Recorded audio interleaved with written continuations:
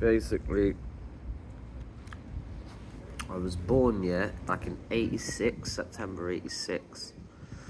Um, I, I had two brothers and a sister, a mum.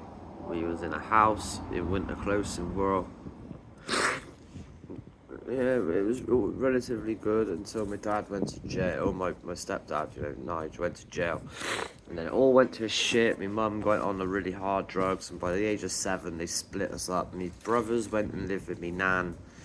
My sister went into one foster home, I went to another. And then they moved me all around the country, as far north as Scotland, as far south as like Cornwall, as far east as like Kent, as far west as West Wales, and everywhere in between, up and down. Keep moving for a couple of months. Because I'd run away, innit, and run back to West, and then run back to my mum's house. And when I got to about 10, they gave up and let me live with my mum. It was about a time when we were at the Parish Pump pub. My mum, Sean, Chipper, Gareth the Urban Terrorist, and me.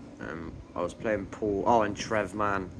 And I was playing pool with Trev, and some bloke. I was only a kid. I was about 9, 10. Some bloke come along and just beat him to death. John Burnley was his name. He just beat him to death right there in front of me. I hit him in the face with the pool cue, and his mate jumped on me. It was like, "Do you want to end up like that cunt on the floor?" My mum jumped on them, and it all kicked off. And I got down to John, and he literally died in my arms. Literally died in my hands. Yeah, like his body was facing one way, his head was facing the other. He made a gurgling noise, yeah, and he was dead. He voided his bowels and he was gone, mate.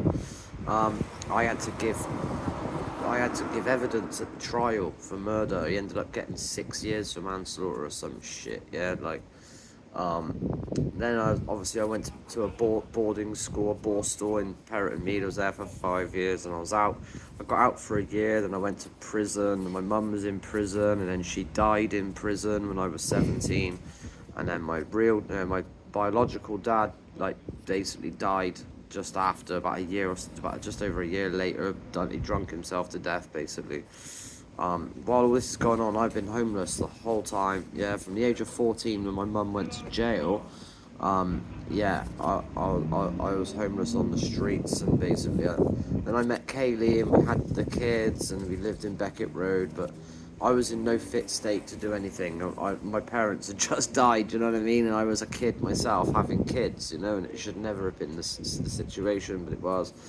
And yeah, she was a cheating bitch, and basically, she cheated on me with my mate, and it fucking soured the relationship, and so that broke up. And then when I went to jail for fucking battering the pedo that sexually assaulted her, it was her that told me when I was in his house with him that he was a pedo, so basically I battered him, gone to jail for that back in like 2012, and I've come out. But since then I've done everything I can then to like change my life around, and boom, realized that it was just a losing battle, and I ended up using like hard drugs and getting addicted to like morphine when I was in prison, and got out and then became suicidal on the 23rd of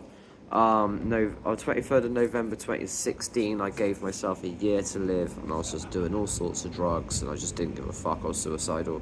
Then on the 23rd of November 2017, I took a syringe full of heroin up to the Roman settlement and injected the lot, with the intent to kill myself.